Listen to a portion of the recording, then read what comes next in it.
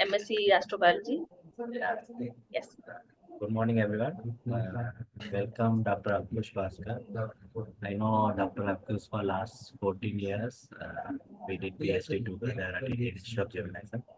He has completed his PhD at Indian Institute of Geomagnetism. As soon as after he completed his PhD degree, he basically worked on atmosphere of Earth, and he has expertise in different fields also, planetary, ionosphere, matosphere, and different across this domain. He has worked in many fields. Apart from that, also he has worked in atmosphere physics and also planetary environment. Also, he has worked. After his PhD, he moved to NASA, the Space Flight Center. He got a prestigious fellowship, Jack Eddy Fellowship. It was very tough to get that fellowship. He is one of the recipient of Jack Eddy Fellowship. He moved to NASA for close to 3 years. And he returned back to India as DST Inspire Faculty Fellow. He moved to become Sarawak Space Center ISRO. He was taken back to BSSC as a DST Inspire faculty. Then after almost close to after 2 years, he was observed at ISRO due to his extraordinary academic records. He has got into ISRO. Now he is working as scientist D at become Sarawak Space Center. So this is a brief introduction. In his name, he has so many papers in his name, and he has expertise in different fields. Like students should utilize him in asking questions in different fields. If don't stick to the point, yes, so ask knowledge. So make use of it. So over to you, Pavitra. Okay. Thank you, Dr. Selva. So, Dr. Ankush, just to give you some insight about this class. So, this is an MSc Astrobiology and Space Sciences course where we have 9 students. This guest lecture is actually a part of their curriculum where the course is called Introduction to Planetary Environmental Sciences. And this one special module on early Earth environments, meteors and comets are a part of it. So we have students from different backgrounds, such as engineering, life sciences, zoology, even biotech, biochemistry, and so on. So you will be catering to a wide group of students. So I hope they have also some very interesting questions for you. And it's nice to meet you again, even though we couldn't meet the last time. I hope that in the future we can actually have some hands-on workshop experience also. So I look forward to that. But with that, I would like you to take the floor and you can begin the talk whenever you're ready.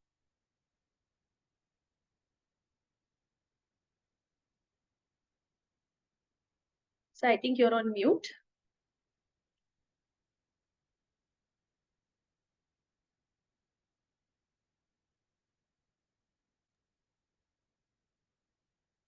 Can you unmute, Ankush?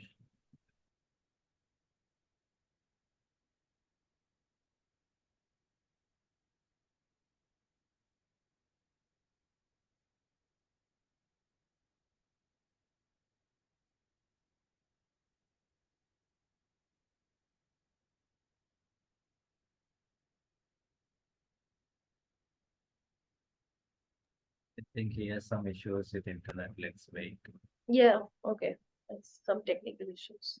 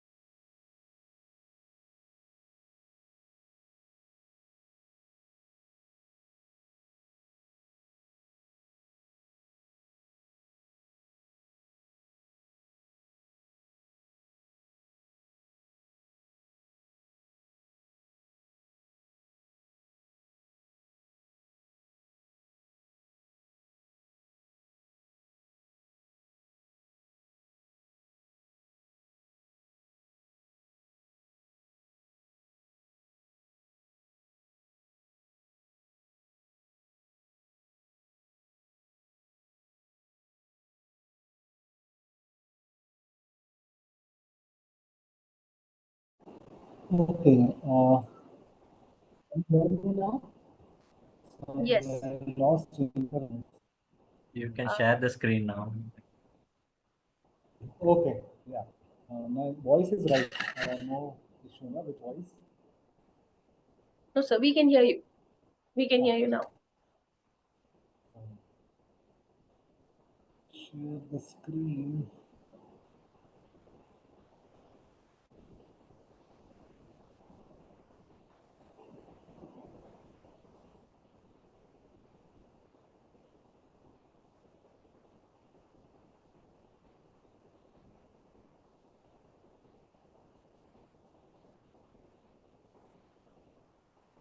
Okay. Can you see my screen? Is it full screen now? It still says you have started screen sharing, but I can't see anything yet. I think we're just waiting. Oh, loading. Ma'am, his bandwidth is very low. It's better if you share at your end Oh, or you is can it? just speak. Okay. Is Ankush, I think. Yeah, that is also good. Maybe I So can sir, just share you my presentation. yeah, can you send it to Selva, sir, so that because Okay. you have his email ID. So in the recent mail, you can put it as a reply. The one we sent the link, you can send. I'll open it here. Okay. Yeah. Fine. Yeah. The Gmail.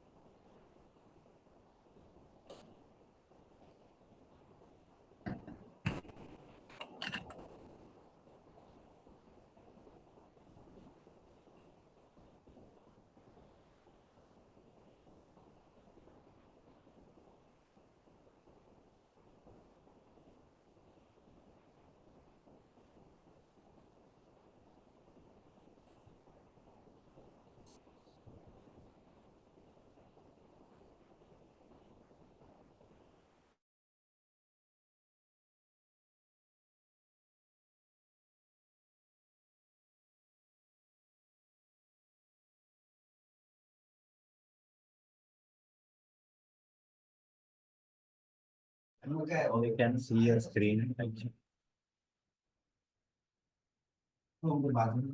Yes, it's fine. Yes, we can see it. I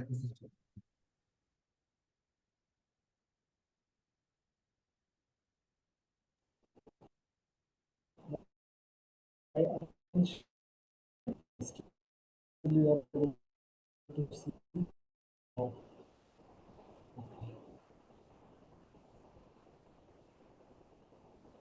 So your voice oh, is breaking up now. this is weird. Mm-hmm. Okay, is it okay? Okay, is it fine now, my voice? Yes. Yes. Yeah. And you can see my screen, right? Yes. Yes, sir.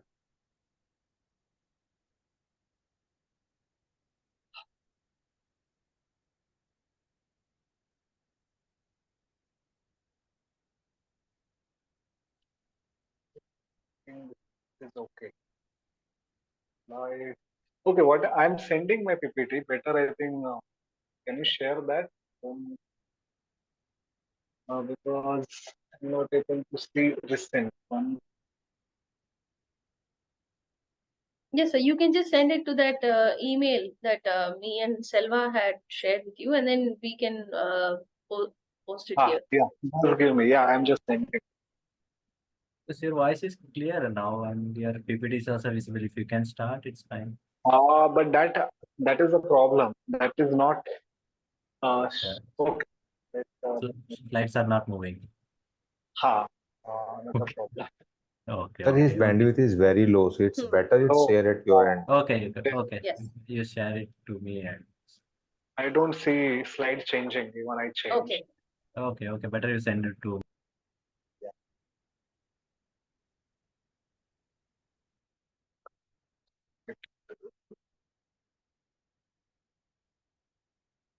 So Selva, that is Google Drive. Should I share on Drive directly? You can access.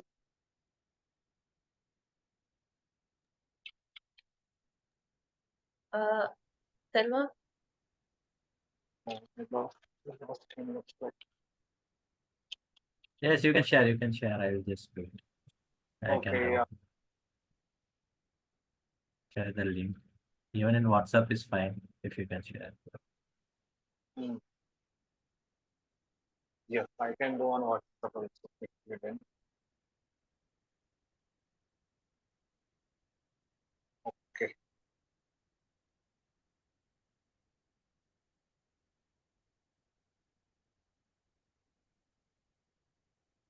One email I'm sending.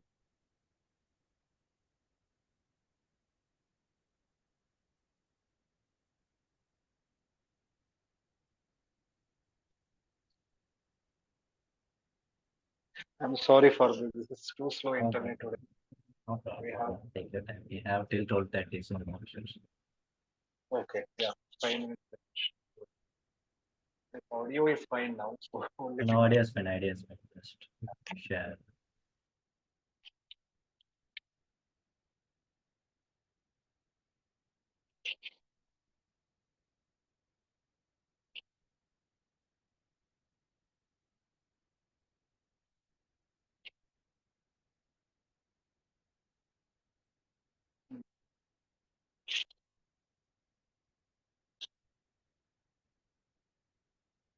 okay. I've shared on Gmail. This Drive. Sorry. Hello, can you just quickly see whether you have got?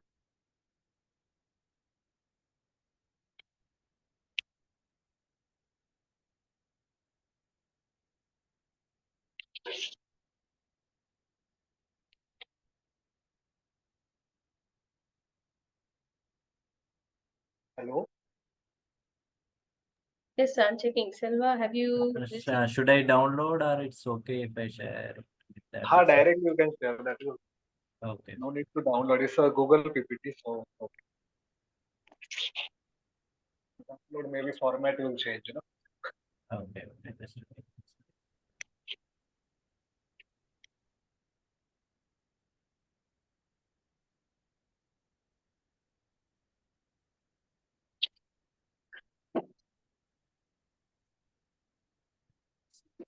oh,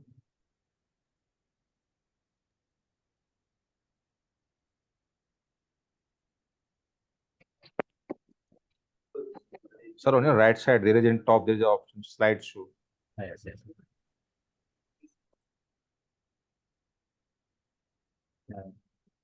Oh, Is still this for- okay? Yes. Yeah. Anyway, looks like still format change, but fine. Let's see. Okay. Yeah. So hope PPT is there now and you can hear me. Yes. Go ahead.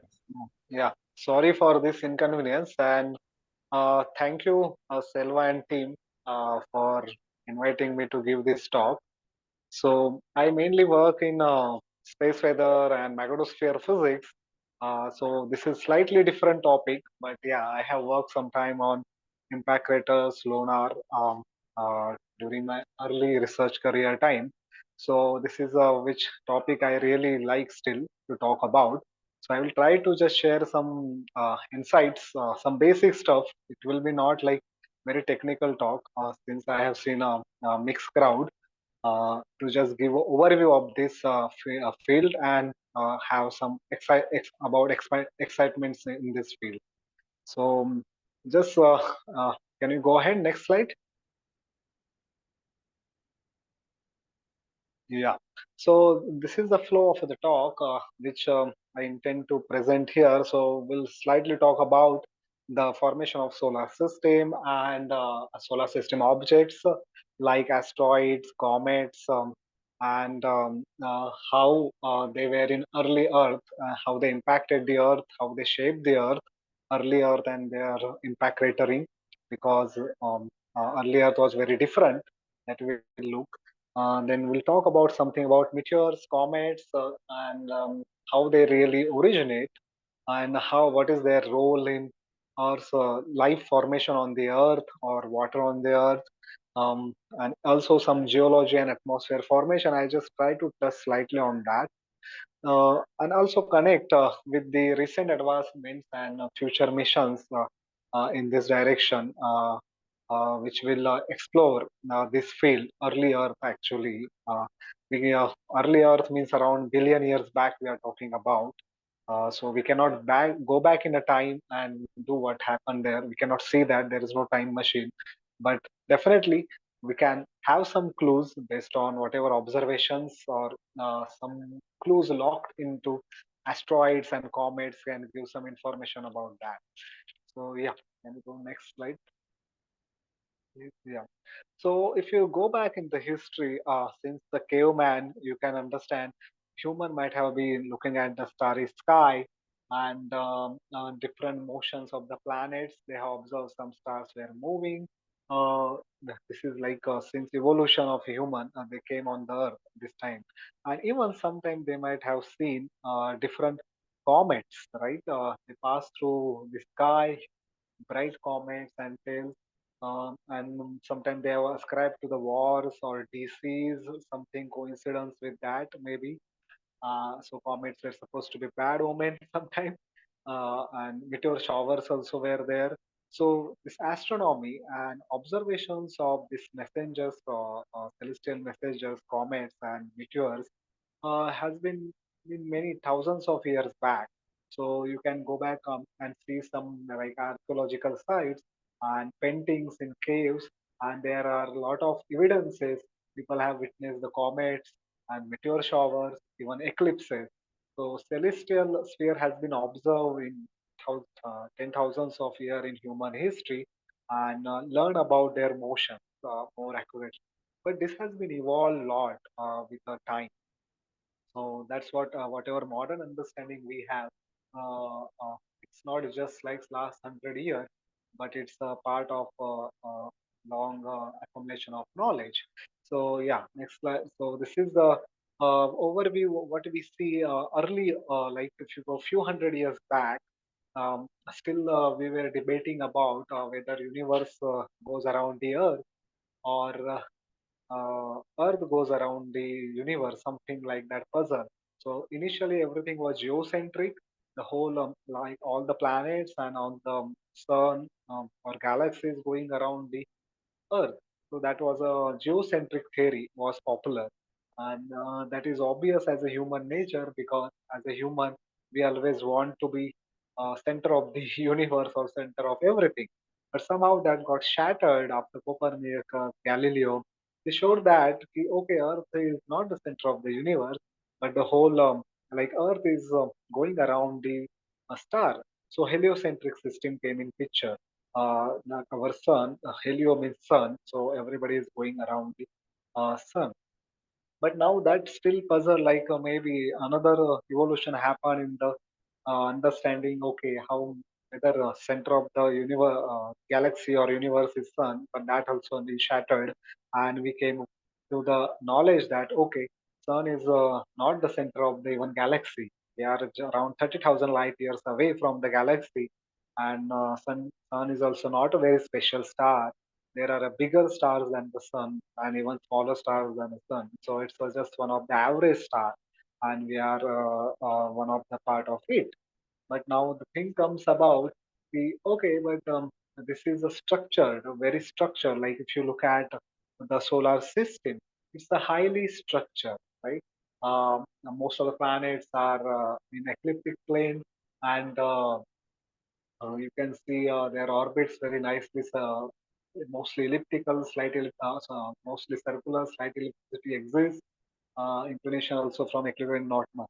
So now people wondered on this puzzle also. Oh, okay, why all these planets are so aligned, so nicely done, like a perfect model? So what could be the cause about this?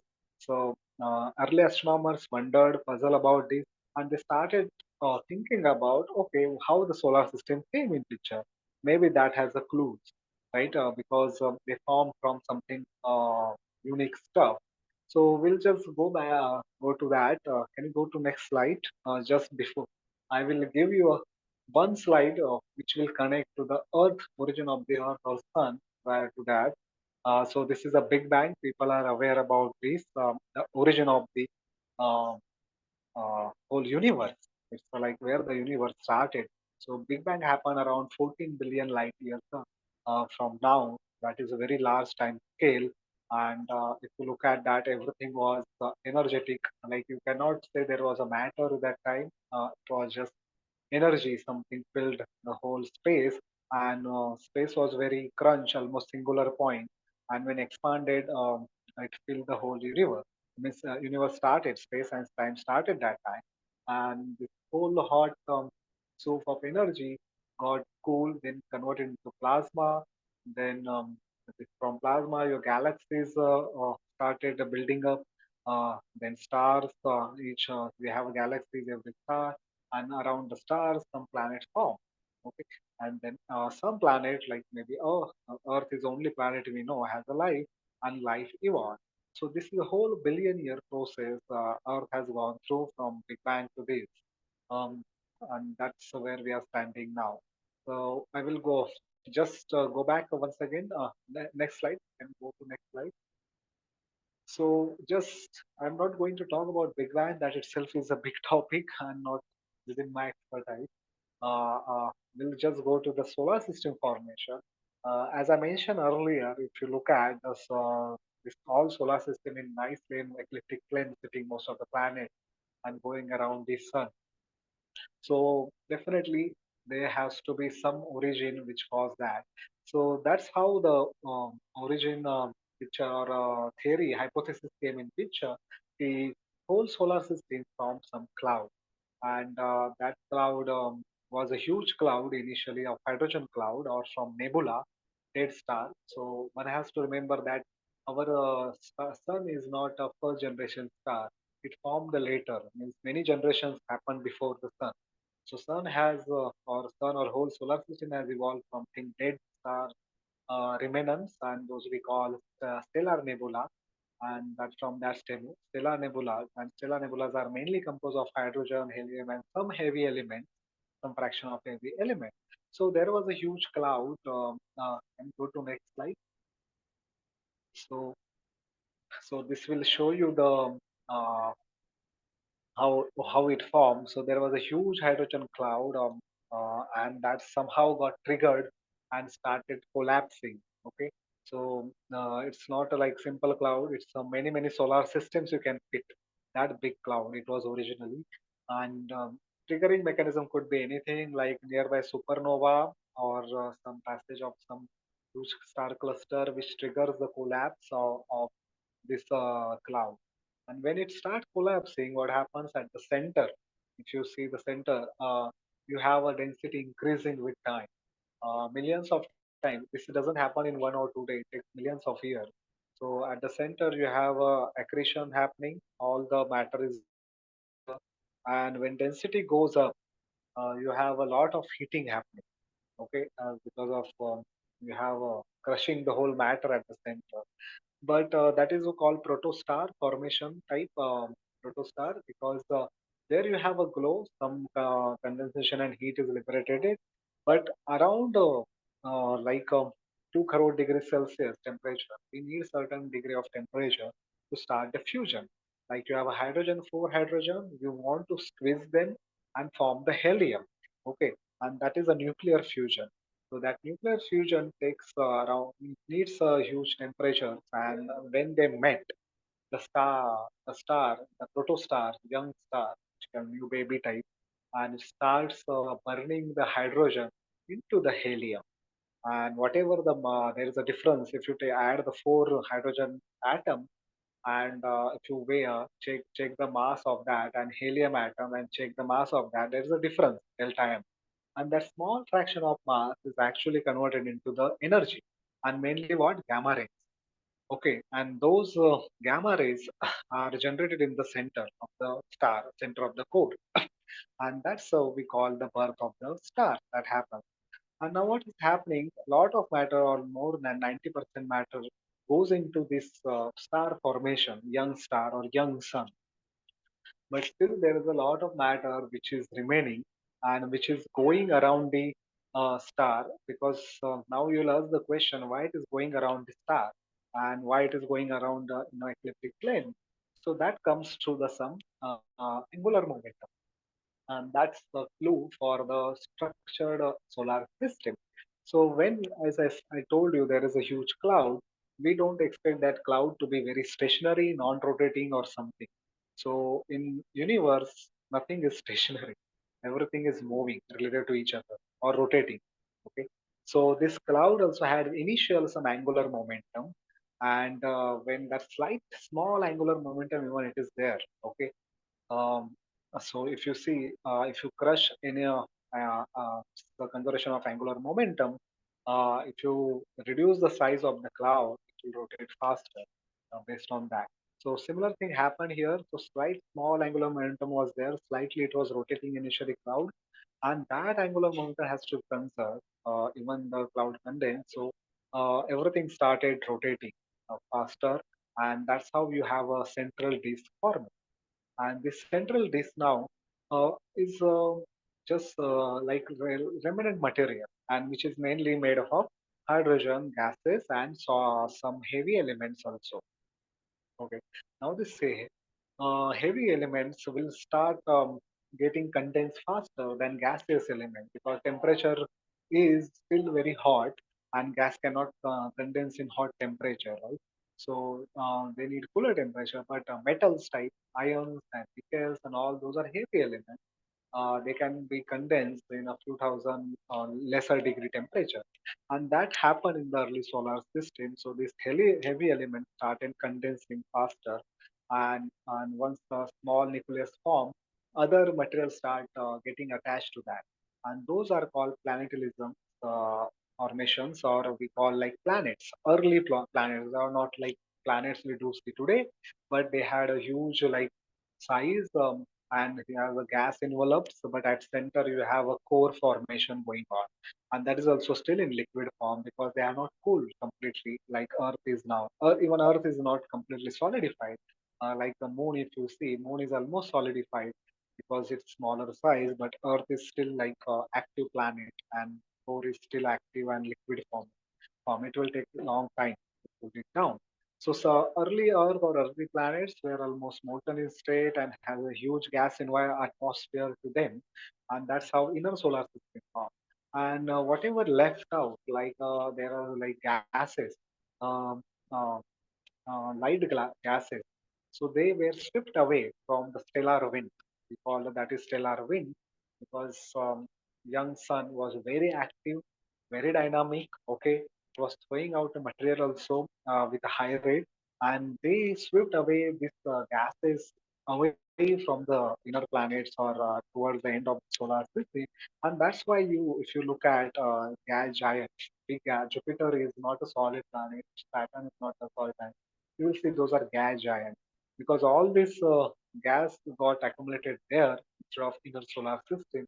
And inner solar system, you mostly see rocky planets.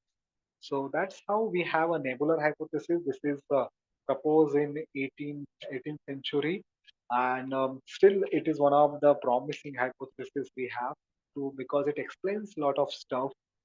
Even it explains the asteroid formation, like asteroids, why they are like like around 4 billion year old. Like if you take some asteroid, they are almost at the formation of the Earth because asteroids are smaller in size compared to planets, and they cooled very fast. And that's why whatever information was there at the early solar system, it is locked in those asteroids or comets. And they generally happen at the end of the solar system or outer solar. So those are mainly leftover materials. Yeah. So is it a just hypothesis or really that has happened? That is happening. So we have a clue. So as I said, we cannot go back. We don't have a time machine and go back to see our own solar system, right? It's 4.5 billion years back. But we have another way to really understand whether this hypothesis is really true. We have Hubble Space Telescope and big telescope, even JWST now, sitting in a space which are capable to really image planet formation. And you can see this is one of the image of early young star, sun, like young star, red image you can see, and nice rings you can see around star, right?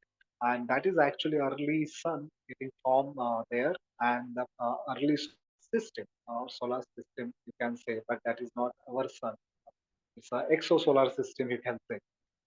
And this is image you can see in very infrared. Mainly this is dust and low temperature gas, so we can see in infrared very nicely. So this is one of the image, very classic image you can see of some other star just taking a birth now. And not only one, we have a number of like this. So right side you can see mosaic of that. So number of solar systems, stellar systems, I will say, which are image, which are in early phase and forming some planets at present. So this is no more just hypothesis. Yeah, mostly that is what happened, what we understand now with our sun in an early phase, sun and earth. Go to the next slide. Yeah.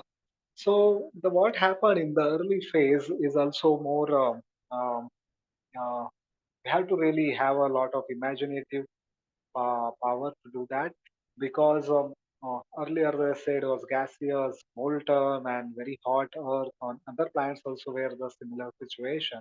But on Earth there was a lot of active volcano going on that time. Even crust was not forming. Crust formed like very thin crust form, and because of active volcanism, it just got destroyed. So even continents were not formed that time. Okay, so you are like you can see like it was like a very thin layer on like milk. You can see one thin layer of cream form, but that is very dilute. So small perturbations can tear it off, right? So similarly happening on the Earth. And since, as I showed you earlier, there's a lot of gas or leftover material in a solar system. What happens with that?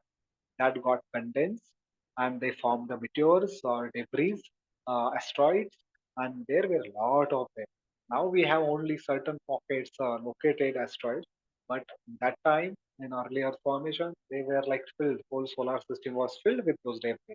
And due to the Earth's gravitation, strong gravitation attraction, they came and impacted the Earth's surface and caused lot of impact craterings or impacts. That time even craters could not be formed for longer time because the crust was not thin and it was very dynamic. So it was just tearing off the Earth's solid layer constantly.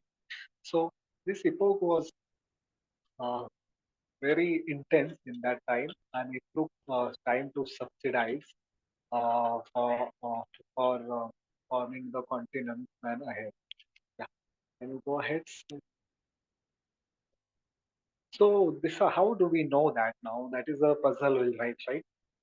We don't know whether that happened, but we can postulate that has happened based on what? Either hypothesis, either looking at other solar systems, or actually clues are frozen in on the surfaces of other satellites or planets or even asteroids. So look at this beautiful image. You can see Mercury. It's actually Mercury, that circular thing. It's not a moon, but it looks like a completely identical to the moon. And you can see moon also has a huge crater. So whole surface is so identical. Even asteroid, Vesta, if you see, they have a small craters. Those are small pits formed due to the impact of this leftover material, asteroids or comets or small fragments of meteors like that. So they form these craters, and you can see across this whole solar system, these craters are very common. Somewhere they are preserved very well, we can see nicely. Somewhere they are not. So, but Mars also we have do have. So this tells us if you date these craters, dating of these craters, and look at when they form, and you will find that many craters have formed in billions of years back, and number of craters were large. The rate of number of craters was very large. Can you go to next slide? So that epoch was heavy bombardment epoch. That's how we learned that there were multiple uh, objects, multiple debris which fall on this planet and asteroid they collided. We had a huge crater formation. So what is just to get a basics of impact crater? I'm not sure everybody is familiar about it. So impact crater is nothing but it's like a depression form on the planet or satellite or even you can say asteroid. And those are mainly caused by, as I told you, meteorite or asteroid impact or any celestial object when impact. So these craters were first definitely seen by the Galileo because that was the first telescope which pointed in a history to look at the celestial object. So he was the first person to see most of the things in celestial, even ring of the Saturns, sunspots, and even craters of the moon. And he was the first person who saw that. So astronomer Schroter, who first used this word crater as a just because we are not knowing how they form. Some pits are there, so it could be due to volcano also. Volcano, like if you see on Earth, we have a lot of volcanoes and craters. So that's how crater term came, and this field has evolved a lot and learned a lot of things we have learned from that. So go to next slide. So we will learn this is craters not only on the moon or other planet. Even Earth has number of craters, but not that evident. Okay, because definitely Earth is very dynamic and active planet.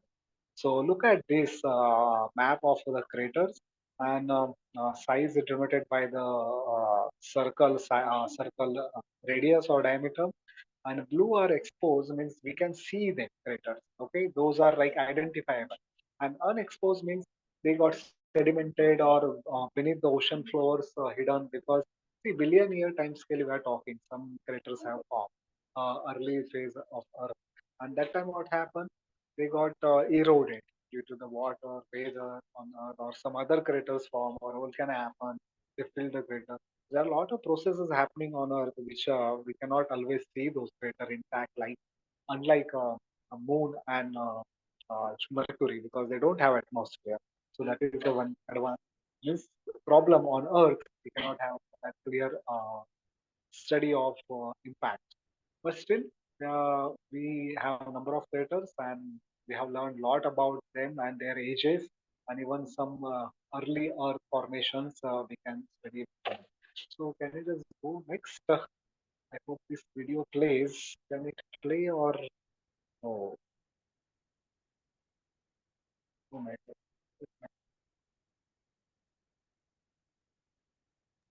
It is not playing. Oh, not playing. No. Not playing.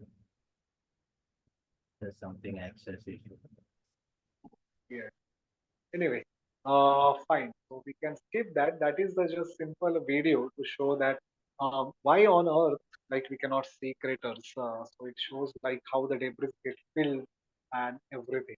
So one can come anyway. Next slide is this, which shows actually a beautiful crater which is in Lonar, not far from Mumbai. So near Buldhana district.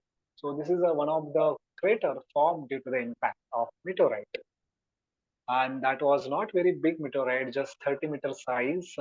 30-meter size came from the space around 50,000 year or more than that. Dating has some controversy, but this is one of supposed to be one of the youngest crater and one of the unique crater in basalt. So this crater formed around 50,000 years with having a diameter of 2 kilometers. Okay, the diameter is very like 2 kilometers, so you can understand the energy of it. 30 meter size meteorite is giving you 2 kilometer size of the crater and very well preserved. So if you get a chance, you must visit this place. A beautiful site to witness how the meteorite can shape the Earth. So yeah, can you go to next slide? So what are the sources of these craters as we learn, like meteorites, asteroids, comets, they form? So there are difference in impact because asteroids could be very large in size, kilometers of size, right? And those could cause extinction on the Earth because if you go back to the dinosaur era, and not only dinosaur era, before also there were many extinctions happen in the whole Earth evolution, and there are many possibilities exist where a huge asteroid like kilometer size, okay, comes and hits the Earth. And what happened during that? The dust is put in the space, so huge dust goes into space. No sunlight coming. Okay, no sunlight, whole the biological cycle get destroyed, and even it is possible like 90% of life can get extinct. So these are like asteroid impacts. Good know that cometary impacts also depend on what is the size of the comet because they are mainly icy balls, unlike the asteroid. Asteroid is a fully rock material, could be very like similar like our rocks, the petrol type rocks, or it could be iron type nickel. Depends on asteroid, what type of asteroid or meteorite it is there. But the comets are mainly icy, and you can see the nice tails there. So those are due to the evaporation of this gaseous material when they are coming close to the sun, and when they hit, even they can cause the destruction and impact later. But sometimes even they can just explode in the atmosphere and cause the destruction. Those Tunguska event in Russia, one of the events uh, that could be ascribed to the comet, is still unresolved mystery because it happened in almost 100 years back, and that time whole forest was doomed, like whole forest was flattened. So there was a huge explosion just above the ground, not at the ground, which caused that, and that could be possible of comet because, as I told you, they are icy and loosely packed material, not very solid. So when they come to Earth's atmosphere, due to the heating, differential heating happening, these gases expand and blast, can be blasted. So their impact can be different. And meteorites, yeah, it depends on stone. They are generally smaller in size. We talk about not like kilometer size asteroids, but they can form a small crater, but not very huge craters or extinction type of level of event. But lot of information we can learn from it because some meteorites we have which have come from the Mars, and then we can learn of just going without going to the Mars. We have a sample from the Mars, so that's what they are using. Okay, can you go to next slide? So this is next slide will show. See, this is just thousands of orbit of asteroids showing now at current era. But this was most more complex in the early phase of the Earth, and there were more asteroids, more debris going around the sun and colliding with all the planets.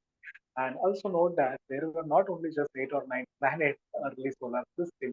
Early solar system had more number of rings, okay, maybe 20 rings or more than that.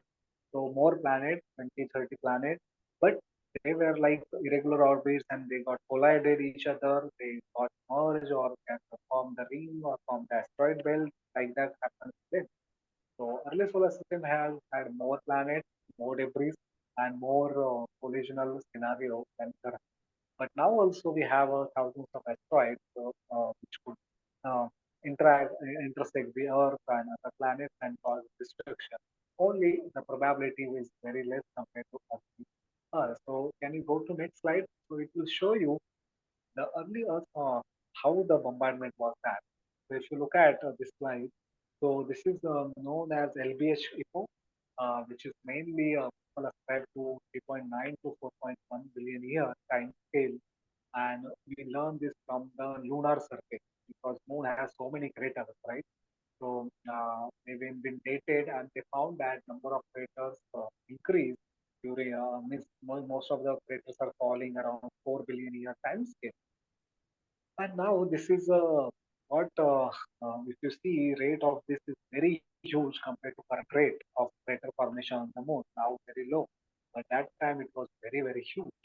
And this is still a puzzle. One is one hypothesis is like lot of debris somehow got attracted and came.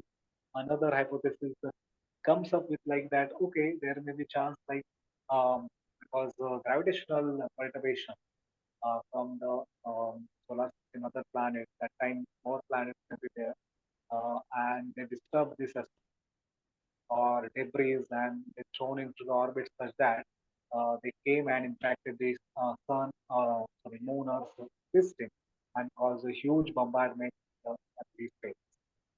Yeah. Next. So, what is the role of this crater or this debris in earlier formation? So definitely One is that still we have to get settled on this origin of the water, where it came from on the earth. So there are different scenarios which are most probable. Two are, I will say, one is volcanism on the earth, because if you see earth, there is a lot of water in mantle. Okay, it's not like water is only present on the surface of the earth. What you see, that's multiple times water, order of magnitude of water present in the mantle of the earth. So it is possible like that. There was early lot of earth was not completely solid and more geologically active. We have a lot of water coming from that through the volcanism, even sulfur and other stuff. But another is probable is comet, because as we know, as I showed you already, early bombardment period. So LH period.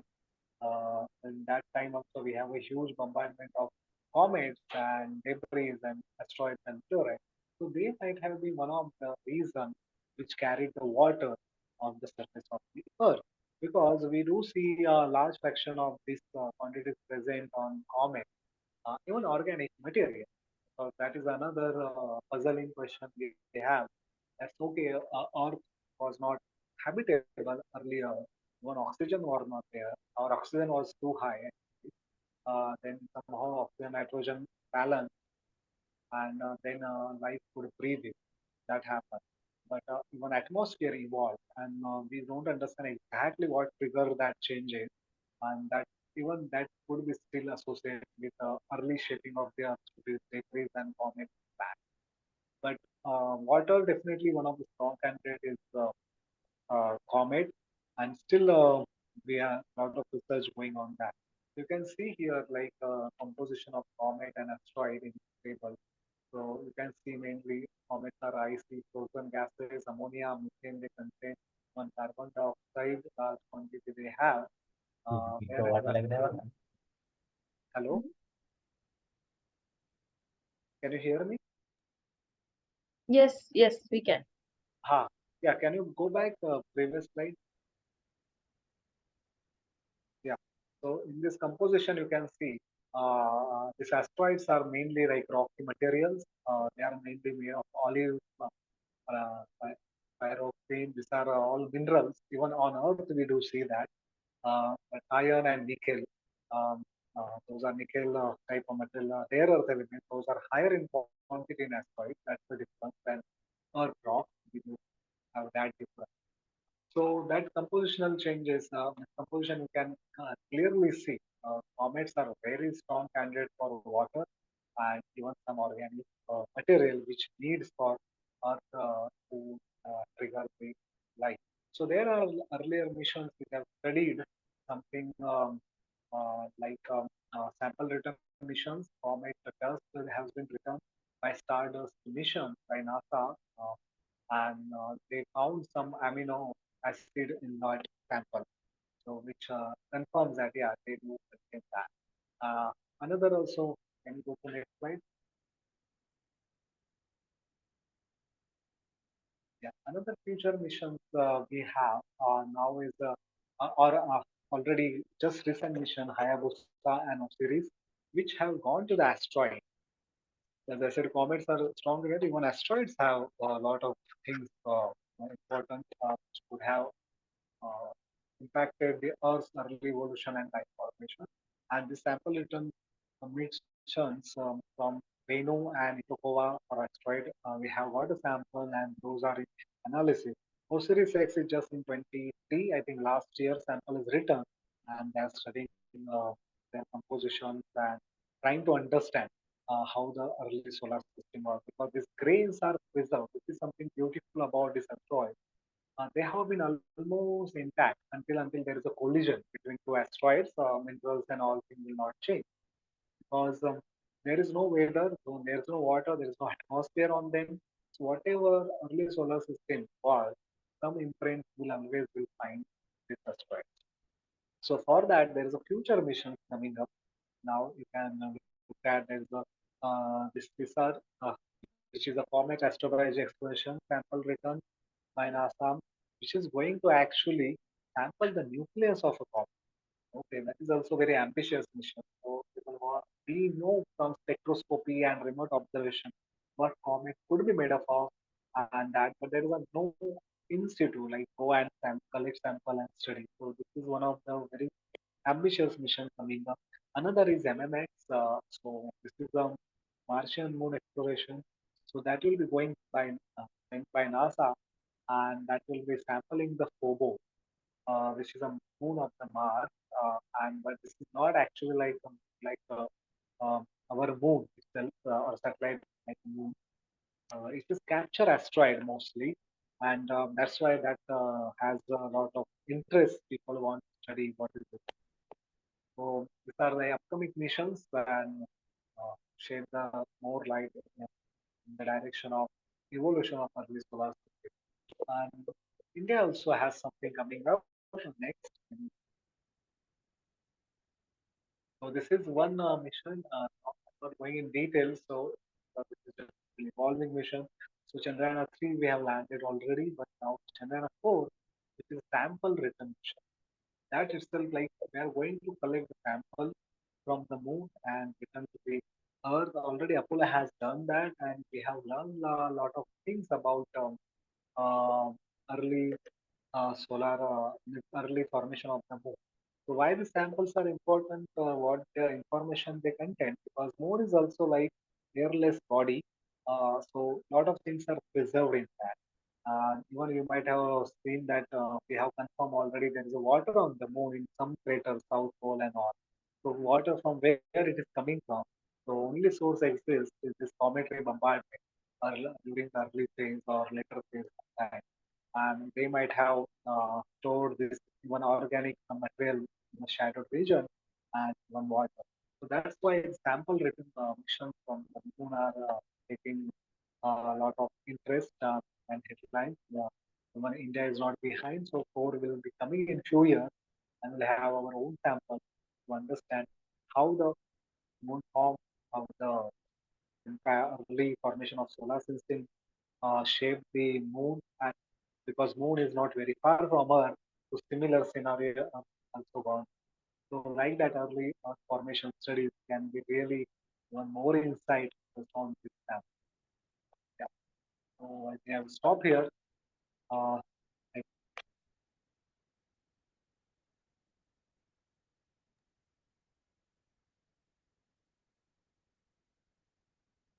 Okay.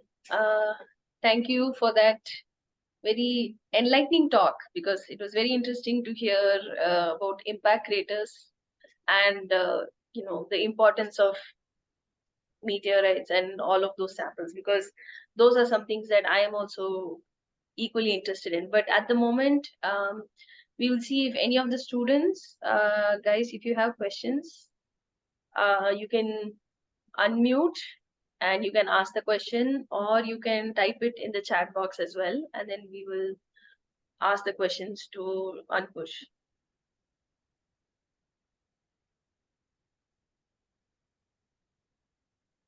Okay, so while they come up with a question, I just had a general question. So about impact craters on other planets, like on Mars, like the Jezero crater, which some space agencies are focusing on.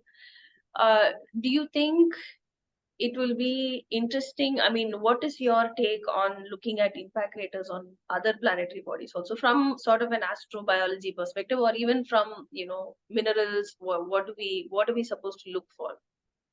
yes, as I said, that will be very interesting. Because as I mentioned, at least airless bodies like the moon, okay, and some permanent shadowed region on the moon are supposed to be harbor even water, right? So even there is a possibility of other organic material which never seen the sunlight or even never seen any changes. So they are just frozen because of bombardments of comets and then locked up there. So similar thing on the moon, a similar thing can happen on other planets, like even Mercury. Airless bodies mostly can preserve that. Even Mars is not exception. Even it has atmosphere. But see, now we know Mars doesn't have that much atmosphere, but there is a very good evidence like even Mars had water. and lakes were there. Right. Not only on Mars, even we have some evidences of Venus suggesting like that Venus was also having some oceans and maybe evaporated very quickly somehow. That is still missed. So all this, if you see, there was water present. Okay, and there is also chance then if water present, there is organic material also present somehow, and those formed due to the comets impacting the planet, forming the craters, and somehow suppose that crater gets preserved like no weathering or something, we could have some organic material and water present there.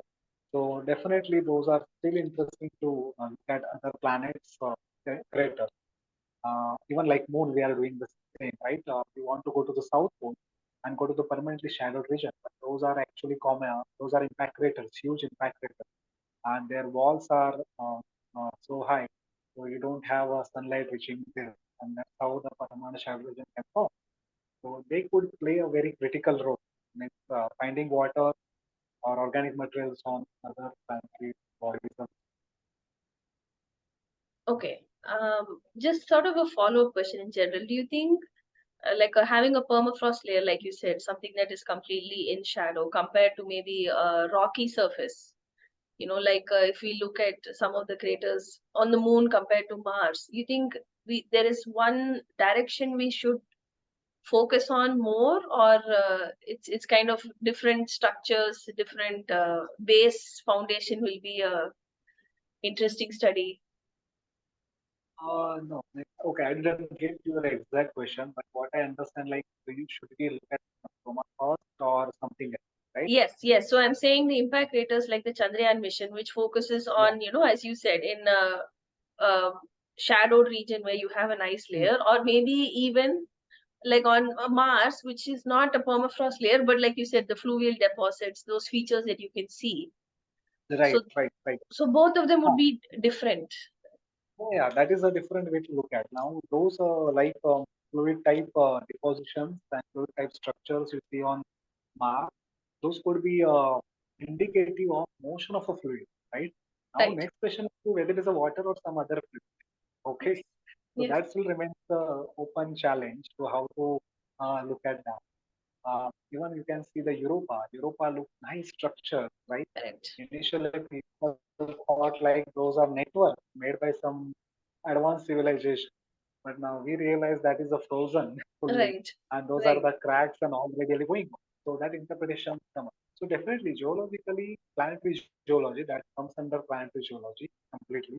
Studying these deposits and fluid motion like we study on Earth. Like suppose there is a river, we have a lot of snake type motion. So that scientific name I call them.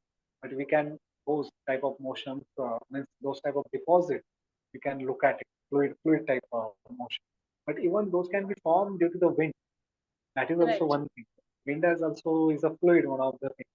So there is a need to be very one has to be careful to identify what fluid motion is the water fluid or some other fluid, or it can air also can generate.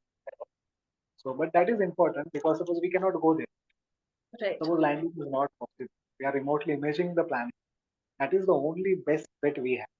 We look at the geology and try to infer whether there was something oceans or water present in previous.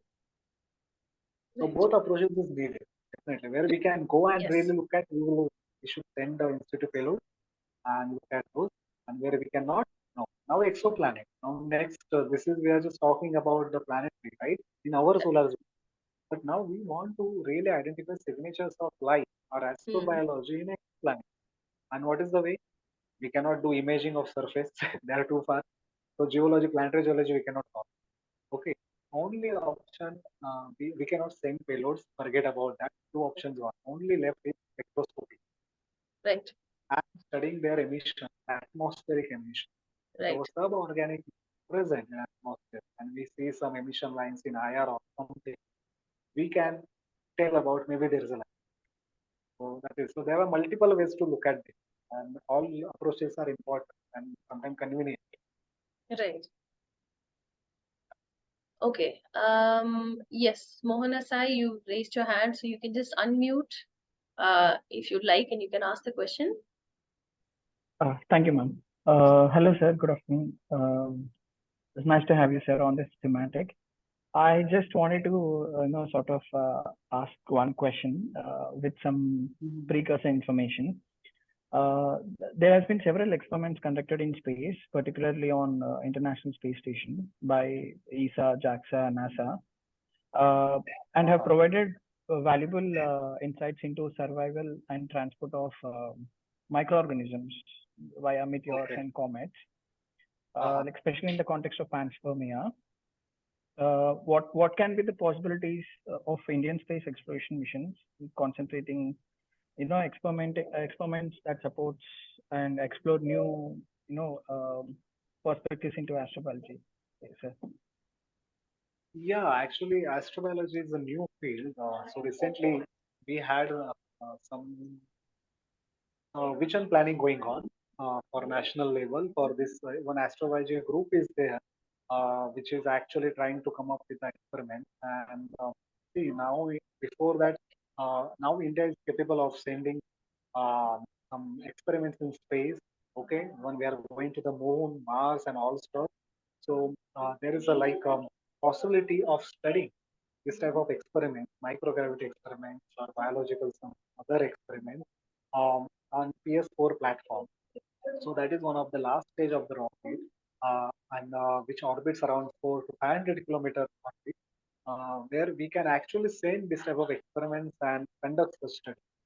Another next is coming up. You everybody may be aware about the vision of sending our own space station, Indian space station, Bharatiya space station, right? So that also will open a lot of such possibilities because astronauts will be staying there, and like ISS, people conducted a lot of experiments on even agricultural level and biological level. We can do that. So I think young generation is in the right time because in few years we have that reality coming up, our own space station, and number of experiments can be proposed. Now also even PS4 can be proposed. I think Selva, your Dr. Selva, he has already some payload, right? Already looking at such type of experiment. So yeah, a lot of opportunity will be there. Thank you, sir. Ma'am, I just have one follow-up question. Sure. Uh, Sir, this is regarding the uh, missions findings from Rosetta and OSIRIS-REx. Do you find any distinctive compounds on comets or asteroids with respect to these missions compared to comparatively already existing compounds? Uh, Not exactly. We have not come up with very astonishing result. Whatever, just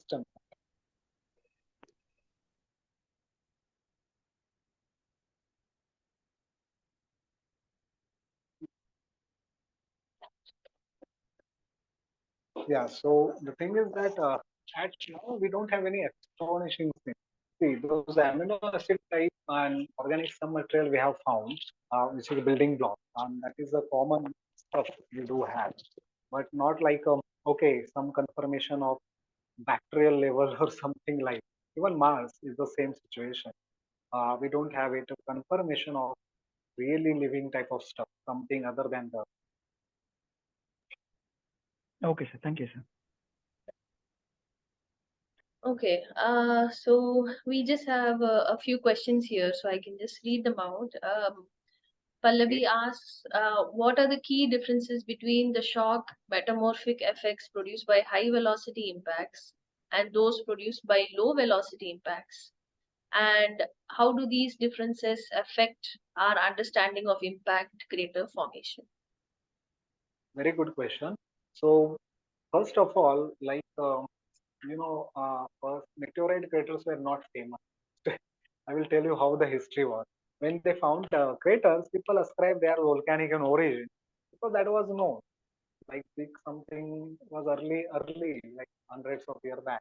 But then they started finding out something unusual because some metamorphism happened in volcanism also, like blast of energy coming out and pressure is there.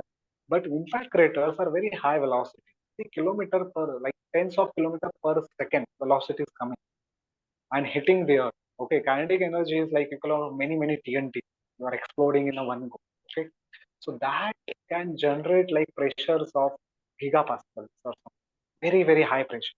And those cannot be observed in volcanism, those like kind of pressure. Okay. And if you apply such a pressure on mineral, okay, whatever come in contact or rock, they form different types of another mineral, metamorphic mineral, like plagioclase, something like that. Then shutter cones. These are the features you will see, which cannot be formed in the your volcanism. So that is the one people realize. So your question is highly oblique and less oblique. So it is nothing but it's a kinetics or energy you are saying. Suppose you are having perpendicularly coming and hitting, you have a lot of kinetic energy transfer to the rock. And when you have oblique, you are leaving out less energy. So this angle of impact we call, this impact the formation of ejecta, means whatever material comes out from the uh, target rock, we call that's a target rock. Whatever material comes out, that if you are having perpendicular, you have almost symmetric ejecta. All the material will be going circular formations of it. And when you have oblique, you can have a butterfly type diagram, butterfly type ejecta. So this kinetics come in picture to shaping of ejecta and some energy. But most of the still energy given to the parent rock is very high, and you will see similar mineral formation. Okay, shutter cone, tektites, because they will melt the whole rock. The energy is very high, melt the whole rock and form the tektites. Those are the tektites are spherules or glass of spherules which form after melting of the bedrock and some parent rock.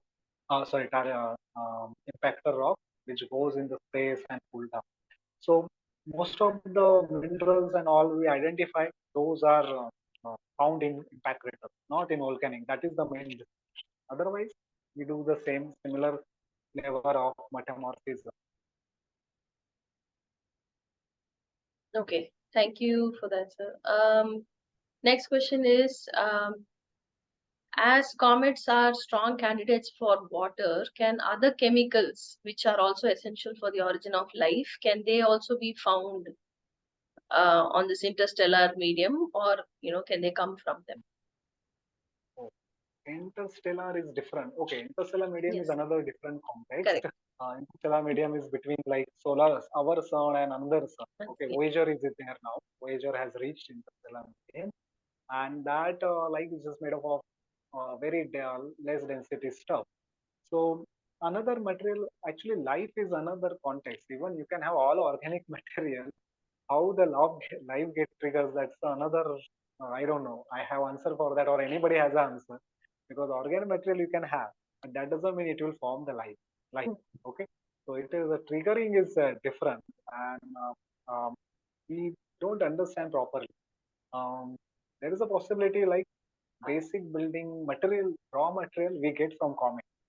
Okay, the triggering mechanism still unknown. Like we know, Wheeler's experiment famous. We have a lightning and generating something, but now that's also has some estimates which may not be accurate. Another is now possibilities coming up our own sun, right? So it was I told you early solar system, early sun was very highly active, okay, and highly dynamic. So it was giving out strong stellar wind and even solar storm. Uh, and now we have come up with one other possibility, like this high energy particles coming from the sun. They came to the uh, Earth and deeply penetrated into the atmosphere, which changed the chemistry and might have triggered the life. Okay, so at life we have multiple possibility. What is the triggering mechanism? Raw materials we may derive from comet, or they are already on the Earth somehow. The trigger is still unknown. Okay. The next question we have is, it's more of a general question from Renish. He asks if comets, asteroids, and meteorites do carry water and enter Earth's atmosphere, won't they evaporate before they reach the surface? Yes. So now if you, that is a good question and good logic, and that do happen because suppose you have on the surface when the comet or asteroid is coming, because of aerodynamic heating, it could go few thousands of degree temperature. And definitely, whatever on surface cannot sustain anything. But you should remember, it's a huge solid body, okay? And sometimes mostly bad conductor also. So if you go deeper inside of asteroids and all, those parts are still intact.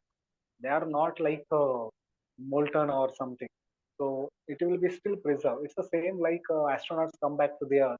They also go through the same issue, but we have a heat shield protecting them, and that's why they survive inside. So similar analog we can derive, like a asteroid, it is getting heated, but whole asteroid doesn't get the same temperature. Outer layer, okay, that gets the heated and evaporated, but inside may still intact, and that's how they may reach. Otherwise, difficult, right? If everything evaporates or burns in the space, would not have anything coming down. Yes. Okay. A slightly different question about permafrost. How do the processes that form and sustain permafrost on Mars inform our broader understanding of cryogenic processes in the solar system? Oh, that is a question I don't think I have answer for that. How it will, because I don't look at those parts. But my understanding says, okay, those are regions which actually not only stay stationary, they are not as it is. If you look at their seasonal cycle, okay, and those mainly carbon dioxide, if you look at, it's the main frozen carbon dioxide in polar cap. If you look at the Martian polar cap, and they change seasonally as they come towards equator or go away due to the heating happening, seasonal impact. So, but the thing is that like we have a ice cap on Earth, okay, they have been for a long time, okay, millions of years, north and south, and we can understand how they are still there because we don't have that much heating happen. So similarly, on Mars, somehow they have survived because they have not molten completely. Okay, the temperatures and all. So yeah, there is a dynamics, lot of dynamics. We keep changing them because there is, as I said, seasonal effect. Mainly this is a seasonal effect. What understanding we have at present. I can only talk about that maybe. Yeah, more things may be there affecting that. Yes. Okay. So I think at the moment we are done with the questions unless anyone else wants to ask a question. I think we'd like to thank you. So from your busy schedule, I'm sure. Uh, and me and Selva will discuss with you probably some future workshops or whatever could be possible, especially on Yeah, Indian definitely. crater. Yes, last time we had tried, but unfortunately that didn't work through. So we'll see what can be done. Yeah. And Yeah, I think we should do something. And yes, this actually is a new field, so it's good to get done something in that direction. And as I mentioned, there are new experiments can be proposed for PS4 plus even this space station right, on Antarctica. Yeah. So right. that we have to keep in mind, and you can develop some experiments for that. Yes, yes. So we will discuss that separately, but I think if the students have any more questions, I'll ask them to get in touch with me or Selva, and we can always forward them to you. Or if you can, give any kind of answers to those questions, it's much appreciated. Yeah, definitely. Anytime. Okay, Okay, sir. thank you. Yes, thank you Thank so you. much. Thank you, Yes, Bye. Ankush. Thank you. Yeah, thank bye, Silva. you. Yeah. Bye bye. See you.